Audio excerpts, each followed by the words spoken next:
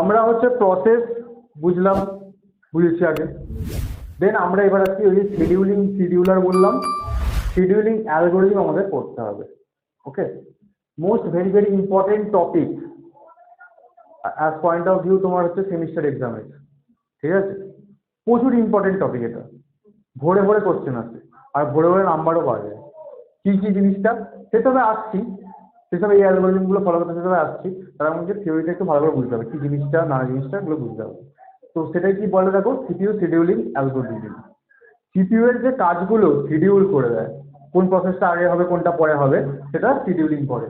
আচ্ছা, scheduling basically দু রকমের হয়, দু রকমের অ্যালগোরিদম হয়, একটা হচ্ছে প্রিএমটিভ আর একটা হচ্ছে নন প্রিএমটিভ।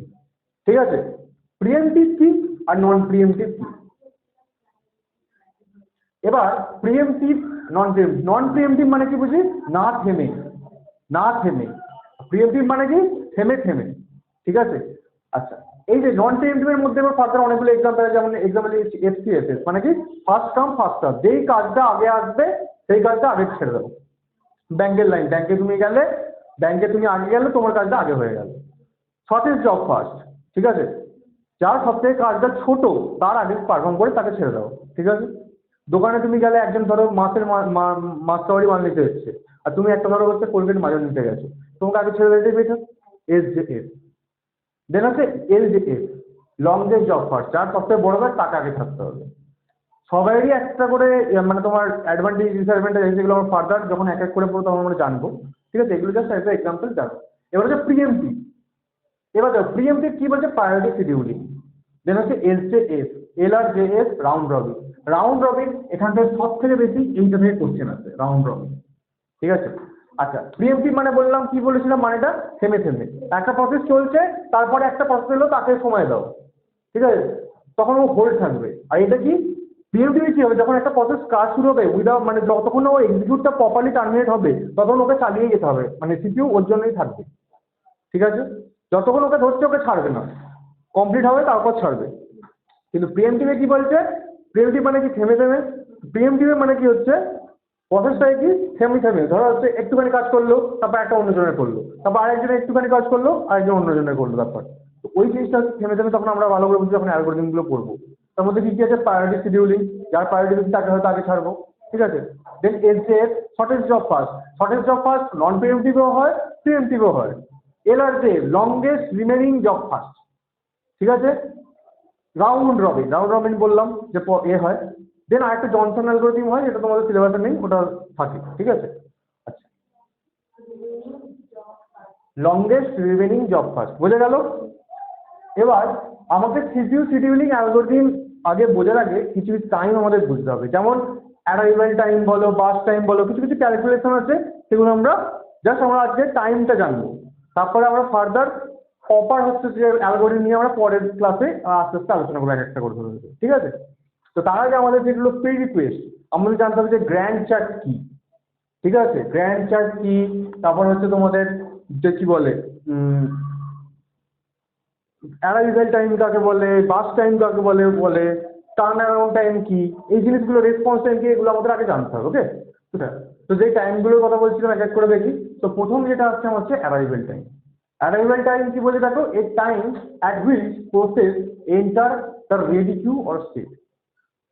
ওই যে প্রসেসের যে ওই ব্লক ডায়াগ্রামটার কথা ভাবো, যেটা আমরা করলাম কিছুক্ষণ আগে। ঠিক আছে, ওখানে কি হচ্ছে, ওখানে এটা কি বলছে, এই যে মানে যখন আমার প্রসেসের টাইমটা শুরু হবে, ঠিক আছে, প্রসেসটা যখন রেডি কিউতে আসবে, ঠিক আছে, তখন সেটাকে বলবো আমি হচ্ছে অ্যারাইভেল টাইম। যেই টাইমে, অ্যাজ এ এক্সাম্পল ধরো তুমি ব্যাংকে গেছো কিছু কাজ করতে, লাইনে দাঁড়ালে, তখন তুমি যখন ব্যাংকে গিয়ে পৌঁছলে সেটা হচ্ছে অ্যারাইভেল টাইম। ঠিক আছে, তুমি যখন কলেজে গিয়ে পৌঁছালে তখন তোমার হচ্ছে অ্যারাইভেল টাইম। ঠিক আছে, মানে এবার এটাকে শর্ট ফর্মে এটি বলা হয়। ঠিক আছে, আচ্ছা, বাস টাইম। বাস টাইম কি, তুমি কলেজে কতক্ষণ থাকলে বা ব্যাংকে তোমার কাজটা কমপ্লিট হতে কতক্ষণ সময় লাগলো, সেটাকে বলা হচ্ছে বাস টাইম। ঠিক আছে, দেন কমপ্লিশন টাইম। কমপ্লিশন টাইম মানে কি বলছে, যখন তোমার যেই পয়েন্ট অফ টাইমে তোমার কাজটা কমপ্লিট হলো, ঠিক আছে, তখন সেটাকে বলছে কমপ্লিশন টাইম। কি বলছে, the time at which process complete is executed. যখন প্রসেসটা এক্সিকিউট কমপ্লিট হয়ে গেল তখন যেই পয়েন্টের টাইমটা, সেটাকে বলছে কমপ্লিশন টাইম। ঠিক আছে, দেন কম্পাইলেশন কমপ্লিশন টাইম। দেন হচ্ছে টার্ন অ্যারাউন্ড টাইম, এটাকে শর্ট ফর্মে বলা হয় টিএটি। টিএটি আর ওয়েটিং টাইম, ঠিক আছে। টিএটি কি? টিএটি হচ্ছে একটা ফুল ফর্ম আছে, সরি একটা ফর্মুলা আছে, যেটা হচ্ছে কি সিটি মাইনাস এটি, ঠিক আছে। সিটি মাইনাস এটি, বুঝা গেছে? মানে কি completion time minus arrival time, মানে কি টোটাল যে তোমার যে টাইমটা, অ্যারাইভাল টাইমটা বাদ দাও, যখন টোটাল টাইমটা মানে ওখানে তুমি কতক্ষণ ছিলে সেই টাইমটা হচ্ছে টার্ন অ্যারাউন্ড টাইম। তার মানে সেটাকে কি করে যখন আমার কাজ শেষ হলো আর যখন আমি এসেছিলাম সেটা মাইনাস করলেই হবে, ঠিক আছে। তাহলে সেটা হলো সিটি মাইনাস এটি। দেন ওয়েটিং টাইম, তুমি ধরো অ্যারাইভ করেছো, ব্যাংকে গেছো, ব্যাংকে গিয়ে তো সবসময় তোমার কাজটা হয়ে যায় না, শুরু হয়ে যায় না, তোমার ওয়েট করতে হয়। তুমি ধরো আগে চলে গেছো, কিন্তু যে তোমার কাজটা করে দেবে সেই কাউন্টারে লোক আসেনি, তখন তুমি ওয়েট করছো। ওয়েট কতক্ষণ ধরে যেটা করছো সেটাকে বলা হচ্ছে ওয়েটিং টাইম। ওয়েটিং এর টাইমের একটা ফর্মুলা আছে, সেটা কি TAT minus BT, turn around time minus BT, ঠিক আছে। Burst time, turn around time আর বাস টাইম যদি মাইনাস করা হয় তাহলেই আমার হচ্ছে ওয়েটিং টাইম বার করবে। তাহলে আমার বোঝা গেল জিনিসটা, একটা জিনিস আমি দেখতে পাচ্ছি, ওয়েটিং টাইম বার করার জন্য আগে আমার কিন্তু টার্ন টাইম হচ্ছে ক্যালকুলেট করতে হয়। এইগুলো একদম মুখস্থ রাখতে হবে। এটা কেমন করে মুখস্থ করে রাখবে দেখো, ট্যাট ক্যাট, ঠিক আছে, এইভাবে মুখস্থ করবে। এটা সিটিএটি ক্যাট টাইপের লাগছে। আর হচ্ছে ডাব্লিউটি মানে কি, ডাব্লিউটি হচ্ছে কি বলতে পারো, আর যেটা থাকবে ট্যাট মাইনাস ব্যাট, ঠিক আছে, ওইটা হয়ে গেল। ট্যাটটা একটা লাগবে এখানে। আচ্ছা, ট্যাট বার করতে গিয়ে ট্যাট লাগবে, ঠিক আছে। এবার ডাব্লিউটি বার করতে গেলে তাহলে আমার কি লাগবে, ট্যাট আমার বেরিয়েছিল ওটা মনে রাখতে হবে, আর একটাই বাকি যেটা বিটি, বাদ বাকি সবগুলো নিয়ে কাজ হয়েছে, সিটি নিয়েও কাজ হয়েছে, এটি নিয়েও কাজ হয়েছে, কিন্তু বিটি আমার বাদ ছিল। তাহলে ট্যাট ব্যাট, ট্যাট মাইনাস ব্যাট, তাহলে হচ্ছে তার ডাব্লিউটি বেরিয়ে যাবে। এইভাবে আমরা মনে রাখতাম, তোমরাও রাখতে পারো। আচ্ছা, এই ছিল আমার ওভারঅল টাইম। আর একটা টাইম হয় যেটা আমার রাউন্ড রবিনে কাজে লাগে, ঠিক আছে, যেটা হচ্ছে কি রেসপন্স টাইম।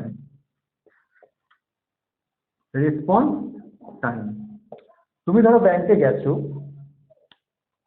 ব্যাংকে গিয়ে ওয়েট করছো ওয়েটিং টাইমের মধ্যে, কিন্তু তোমাকে তো কেউ রেসপন্স করবে, তুমি তো দাঁড়িয়ে গেছো, তোমাকে যে ফার্স্ট যখন রেসপন্স তুমি পাবে, হয়তো তোমার বড় কাজ, তুমি ধরো প্রিএমটিভ নন প্রিএমটিভ কাজ চলছে সেটা ঠিক আছে, যখন একটা প্রসেস ফার্স্ট টাইম সিপিইউ পায়, ঠিক আছে, মাইনাস যখন হচ্ছে তোমার অ্যারাইভাল টাইম, সেটা হচ্ছে রেসপন্স টাইম।